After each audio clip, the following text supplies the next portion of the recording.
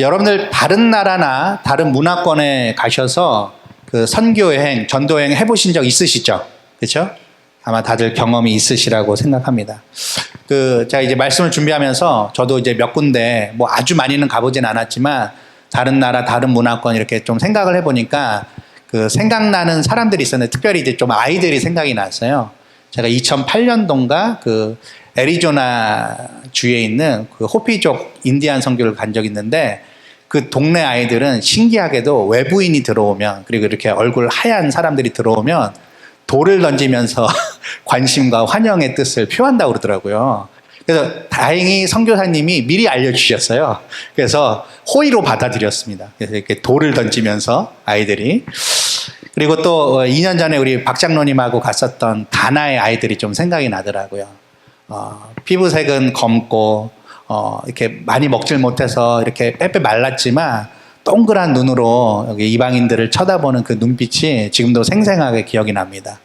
그 아이들에게 이렇게 공을 나눠줬는데요. 얼마나 좋아했는지 몰라요. 그래서 그 하얀 공을 가지고 검은 그 살갗에 우리 아이들이 그렇게 뛰어노는 모습이 지금도 생생하게 기억이 납니다.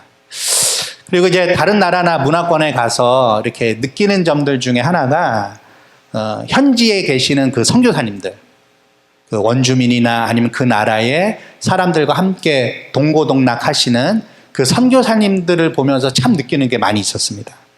그 선교사님들의 순수한 열정. 특별히 우리 그레이스밸리 교회는 누굴 선교 이렇게 후원하고 있죠? 우리 김종성 선교사님, 제가 다녀온 그 가나의 김종성 선교사님.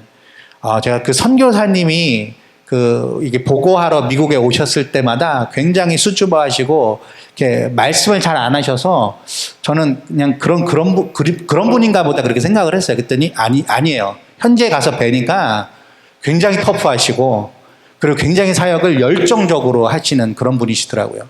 여러분 무려 개척교회를 7, 8개나 그렇게 세우셨어요. 그리고 많은 아이들의 그 학교를 지금도 해나가고 계시고 마하나임 학교라는 학교를 그리고 다른 지역에도 지금 학교를 세우시려고 애를 쓰시는데 지금 1년, 2년 정도 되셨어요. 그런 시간 동안에 사실은 적은 일을 하신 게 아닙니다. 굉장히 많은 일을 해내신 거더라고요. 그 순수한 선교사님들의 그 열정을 제가 보면서 느끼는 게 참 많이 있었고 그리고 그 열정과 더불어서 우리 선교사님들에게 얼마나 많은 고충들이 있는가 생각하게 됐습니다. 네. 얼마나 힘드신 상황 가운데서 그 일을 해나가고 계시는지를 제가 다시 한번 느끼게 됐어요. 그래서 로컬 처치, 이렇게 우리 그레이스밸리 교회 같은 이런 어느 지역에 있는 로컬 처치, 교회와 그 현지의 선교지가 잘 저는 연결이 됐으면 좋겠어요. 앞으로도 저는 바라는 게 있는데, 우리 교회가 더 많은 선교지와 더 많은 선교사님들과 연결이 되어서 그분들을 돕고 그리고 우리도 직접 가서 선교 사역에 동참을 하고 그런 교회가 됐으면 좋겠습니다. 하나님이 그것을 원하시고 기뻐하신다고 저는 확신을 합니다. 그래서 주님의 복음 전하고 또 주님의 나라를 세워가는 일에 저와 여러분들이 정말로 최선을 다할 수 있으면 좋겠어요. 우리의 일상도 열심히 살고 그리고 그 일상을 열심히 살아냄으로 말미암아 하나님의 나라를 더욱더 든든히 완성을 향해서 함께 나아갈 수 있는 저와 여러분 되시길 주님의 이름으로 축원드립니다. 오늘 읽은 본문에 등장하는 주요 인물이 있는데 누가 있죠? 여기 뭐라고 표현되어 있죠? 오늘 본문에 1절, 3절, 4절, 5절에 이름은 나와 있지 않아요. 두 사도라고 되어 있습니다. 누구하고 누구일까요? 바울과 바나바. 잘 알고 계시네요. 자, 이들은요 13장에 보면은 사실 성령의 지시에 의하여서 어느 교회로부터 파송을 받게 되죠? 안디옥 교회로부터 파송을 받아서 두 사람이 선교 여행을 시작을 하면서 여기저기 돌아다니게 됩니다. 특별히 소아시아부터 시작을 하게 돼요. 근데 이 두 사람들이 이렇게 선교 여행을 떠났지만은 일반적으로 우리가 말할 때는 바울의 1차 선교 여행, 전도 여행 이렇게 부르곤 합니다. 그래서 이 13장, 14장 이 내용들은요, 전부 다 바울의 첫 번째 선교 여행에 대하여서 기록을 하고 있어요. 근데 그 당시에 여러 나라에 유대인들이 흩어져 있었습니다.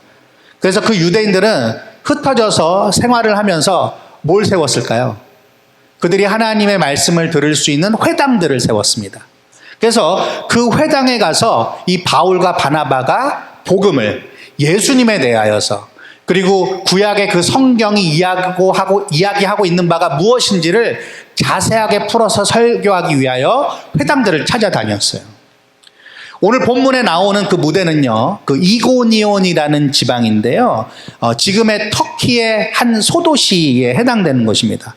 여기에도 회당이 있었습니다. 그래서 이 두 사도가 복음을 전하게 되었어요. 근데 여러 반응들이 나왔는데 오늘 본문 1절에 보니까는 어떤 반응이 있었습니까? 오늘 본문 1절에 보니까 좋은 반응이었어요? 나쁜 반응이었어요? 예, 좋은 반응이 있었습니다. 많은 사람들이 복음을 믿게 되었어요. 예. 우리도 복음을 전할 때마다 이런 좋은 반응들이 많았으면 좋겠습니다. 자, 그런데 2절에 보니까는 또 어떤 반응도 있었습니까? 좋지 않은 반응이 있었어요. 거부하는 반응이 있었습니다. 거부하는 반응에 일부 유대인들이 있었는데, 이 유대인들이 이방인들의 마음을 선동해서 믿게 된 자들, 이 형제들에게 나쁜 감정을 품도록 만들었습니다. 13장에 보시면은 사실 이 지역에 오기 전에 다른 곳에서도 사실은 똑같은 경험을 이 사도들이 했었습니다. 그래서 거기서 결국 피해서 이 두 사도가 그 지역을 떠나게 되었고, 옮겨온 곳이 바로 오늘 본문에 등장하는 이고니온이라는 곳이었어요. 여러분, 여기서 우리는 예수님의 제자, 또 예수의 복음에 증인된 삶의 원리가 무엇인지를 발견할 수가 있는데요. 여러분, 마태복음 10장 23절에 보니까는 예수님께서 12사도들을 부르십니다. 부르시면서 그들에게 이런저런 말을 하세요. 어떤 이렇게 조언도 해주시고, 또 이럴 때는 이렇게 해라, 이렇게 말씀을 해주시는데, 마태복음 10장 23절에 보면 이런 말씀을 예수님께서 해주셨어요. 이 동네에서 박해를 받거든 어떻게 하라고 그러셨을까요? 우리 주님이 저 동네로 피하라, 이렇게 말씀하셨어요. 거기서 어떻게든 버텨서 복음 전해라, 이렇게 말씀 안 하시고, 박해를 받으면 다른 곳으로 가라, 이렇게 얘기를 하셨다는 것이죠. 여기서 우리가 알 수 있는 예수 그리스도의 제자의 삶의 원리가 무엇이냐면, 박해는 오히려 복음 확장의 동기가 될 수 있다는 거예요. 그리고 또 하나, 진리의 문제로 서로 나누어지거나 흩어지게 되는 것이 역설적으로는 오히려 분명하게 구분이 되어서 진리의 복음을 위하여 더욱더 정진할 수 있는 계기가 될 수 있다는 거예요. 우리가 이 원리를 깨달을 수 있어야 합니다. 자, 그런데 오늘 본문에 3절에 보니까는 이 어려운 상황을 다시 만났음에도 불구하고 바나바와 바울이 어떻게 했죠? 그 지역에 오래 머뭅니다.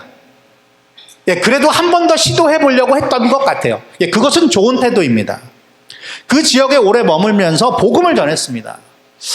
저는 참 놀라웠어요. 어떻게 그 두 사도가 굉장히 핍박을 받고 어려웠음에도 불구하고 오래 머물면서 복음을 전할 수 있었을까? 그 이유가 무엇이었을까? 오늘 본문에 보니까 두 가지 이유가 나왔고요. 또 다른 본문을 근거로 하면 한 가지 이유를 더 발견할 수 있는데, 세 가지 이유를 말씀드리겠습니다. 첫 번째는 14장 3절에 보니까는 여기 뭐라고 표현되어 있냐면 주를 힘입어, 이렇게 표현을 하고 있어요. 그리고 주께서 하게 하여 주사라는 표현이 있습니다. 비록 주님께서 가르쳐 주시는 원리가 이 동네에서 핍박을 받으면 저 동네로 피하는 것이 기본적인 원리이긴 하지만, 주를 힘입어서 주께서 하게 하시면 때로는 오래 머물면서 그 백성들을 향하여서 복음을 전하는 그 마음을 가지고 힘써야 된다는 거예요. 복음을 전하는 그 일에 친히 동행하시는 주님의 뜻이 있었고, 그 일에 수고하는 자들에게 힘주시는 주님이 있었기 때문에 바울과 바나바는 핍박에도 불구하고 한동안 머물렀다는 거예요. 이러한 인내와 끈기가 복음 전하는 저와 여러분들에게도 있어야 할 줄 믿습니다. 두 번째 이유가 있습니다. 오늘 본문 4절에 보면은 맨 마지막에 어떤 문장으로 돼 있죠? 두 사도를 따르는 자도 있는지라. 자, 그러면 이거는 무슨 말도 되는 거예요? 그 앞에 문장을 보면은 그 사도들을 따르지 않았던 분들도 있었던 것 같아요. 이 말은 무슨 말이냐면, 그들이 거기에 머물러서 핍박에도 불구하고 복음을 계속해서 전했던 이유는 무엇이냐면 열매가 따랐기 때문이라는 거예요.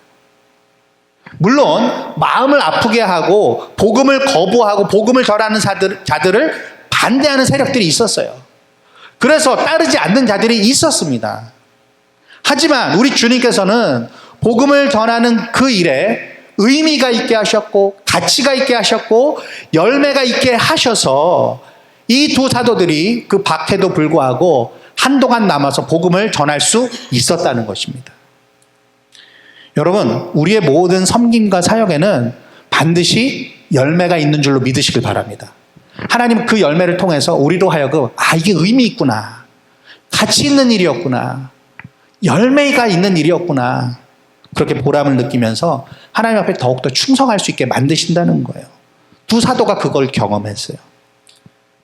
마지막 이유는 오늘 본문에는 나오지 않지만 이 두 사도에게 분명히 있었던 고백이라고 저는 믿는데요. 이미 받은 엄청난 은혜가 이 두 사도에게는 분명히 있었습니다. 그리고 그 은혜를 주신 주님께 충성의 결단이 있었기 때문에 이 사도행전 본문에서 뒤쪽으로 가면은 그 고백이 나오는데, 저는 이 바울이 그리고 바나바가 처음부터 보내심을 받기 전부터, 파송을 받기 전부터 이 고백과 믿음이 있었다라고 저는 굳건히 믿습니다. 그 고백이 어디 나와 있냐면 우리 20장으로 한번 가볼까요? 20장 23절 24절 읽어보도록 하겠습니다. 20장 23절 24절 같이 읽어보겠습니다. 시작. 오직 성령이 각 성에서 내게 증언하여 결박과 환난이 나를 기다린다 하시나 내가 달려갈 길과 주 예수께 받은 사명 곧 하나님의 은혜의 복음을 증언하는 일을 마치려 하면은 나의 생명조차 조금도 귀한 것으로 여기지 아니하노라. 여러분, 이 바울의 고백이요, 사실은 예수님을 만나고 그 다메섹 가는 길 가운데 주님을 만나고서 많은 고민이 있었어요. 그 아라비아 광야에 가서도 한동안 꽤 있었습니다. 이게 무슨 뜻일까? 하나님이 나에게 무슨 말씀을 하시려는 걸까? 내 인생에서 뭘 기대하시는 걸까? 많은 고민과 연구를 했어요. 기도를 했습니다. 그리고서 맺은 결론이 뭐예요? 내가 달려갈 길과 주 예수께 받은 사명, 하나님의 은혜의 복음을 전하는 일에 대해서는 내가 생명조차 아끼지 아니하겠다. 이게 그의 각오였단 말이죠. 1차 선교 여행을 떠나기 전부터 사도 바울은 이 고백을 가지고 떠났을 거예요. 여러분, 이 고백이 사도 바울만의 고백이었겠습니까? 아니라는 것이죠. 저의 고백이며 여기 앉아있는 여러분들의 고백인 줄 믿습니다. 우리가 주님께 받은 사명이 있어요. 그것은 바로 복음을 위한 사명이에요. 복음을 위해서 내 인생을 다 드리겠다, 내 삶을 드리겠노라 하는 고백이 저와 여러분 모두에게 주어진 고백이라는 것입니다. 이러한 모든 이유들이 바로 두 사도, 두 복음 전도자가 어려운 상황 속에서도, 반대와 박해가 극심한 속에서도 복음을 계속해서 전했던 이유들이었다는 거예요. 여러분, 저는요, 이러한 이유들이 아까도 말씀드렸듯이 여러분들에게도 저에게도 평생도록 함께 할 줄 믿습니다. 그래서 그 삶의 이유를 가지고 우리의 삶은 하나님 앞에 값어치 있게, 보람 있게 살아내야 할 줄 믿습니다. 말씀을 마무리하려고 합니다. 결국 이고니온에서도 두 사도는 오늘 본문에 이제 6절과 7절에 나오는데요, 도망칠 수밖에 없었어요. 결국은 피하여서 다른 동네로 갈 수밖에 없었습니다. 5절에 보니까는 두 사도는 점점 모욕을 당하게 됐고, 그리고 돌에 맞아 죽을 수도 있는 절체절명의 위기 가운데 빠졌습니다. 그래서 도망쳤어요. 여러분, 이것은 결코 그 두 사도가 무서워했거나 비겁했기 때문이 아닌 줄 알아요. 아직 많은 사명이 남아있기 때문에, 그리고 그들이 전하는 그 복음을 들어야 할 사람들이 기다리고 있었기 때문에 그 순간 기도하면서 잘 판단했을 거예요. 이제는 떠나야 될 때가 됐겠구나. 그래서 박해를 피하여 도망을 쳤습니다. 이젠 도저히 안 되겠다, 이 정도일 줄 몰랐다, 나도 가족이 있고 내 인생 생각해야지, 이런 건 아니었어요. 만약에 이 두 사도가 그런 생각을 했다면 도망쳐서 어디로 갔겠어요? 안디옥 교회로 되돌아가서 나 못하겠습니다 하거나 아니면은 각자 고향으로 돌아갔을 거예요. 근데 이들이 어디로 갔죠? 오늘 본문에 의하면 6절에 보니까 그 근방에 있는 루스드라와 더베로 갔습니다. 여기가 어디냐면 이고니온이 있었던 그 같은 지방이었어요. 예. 여러분, 그런데 거기서 도망쳐서 그들이 숨어 지낸 게 아니었습니다. 아까도 언급했듯이 우리 주님께서 12 사도들에게 말씀하시고 가르치셨던 바, 이 동네에서 저 동네로 옮겼을 뿐이에요. 왜요? 복음을 위하여. 왜요? 그들의 본질적인 정체는 바뀌지 않았거든요. 삶의 구체적인 모습과 방향은 전혀 변함이 없었고 변질되지 않았기 때문이었습니다. 어떤 정체가 그들에게 있었죠? 나는 복음을 위하여서 생명을 다하는 그러한 자로 나는 부르심을 받았다. 그것이 내가 달려가야 할 길이다라고 주님 앞에 고백하고 결단했기 때문에 비록 박해는 받았지만 다른 동네에 가서 어떻게 했다고요? 7절처럼 거기서 복음을 전했다고요. 1년 전 우리 모두는 아픔을 크게 겪었습니다. 하지만 그 일로 우리 주님께서는 우리도 생각지도 못하게 새롭게 이렇게 교회를 세워주셨어요. 뭐 하라고 교회 세워주셨을까요? 복음 때문이에요. 복음 때문이에요. 여러분들이 갈 데가 없어서요? 제가 갈 데가 없어서요? 그런 게 아닙니다, 여러분. 복음을 위하여서 교회를 주님께서는 세워주신 거예요. 그렇다면 지금 우리가 여기서 무엇을 어떻게 해야 할까 같이 고민해야죠. 그것은 바로 처음부터 우리에게 주셨던 그 주님의 뜻, 우리가 받은 바 그 사명, 여기서 더욱더 복음을 잘 증거하는 저와 여러분 될 수 있기를 주님의 이름으로 축복드립니다. 저는 다른 거 없어요. 우리 그레이스밸리 교회가 복음 전하는 교회, 복음을 이 실리콘밸리 땅과 이 캘리포니아와 미국과 또 우리의 동포들이 있는 우리 한국 땅에도, 그리고 우리 얼마 전에도 갔다 왔지만 중국 땅에도, 아프리카, 아시아, 유럽, 남아메리카, 온 세계를 향하여서 이 복음을 들고 전진해 나아가는, 그것을 위하여서 함께 노력하고 기도하고 힘을 모으는 그런 아름다운 공동체가 되기를 주님의 이름으로 축원드립니다.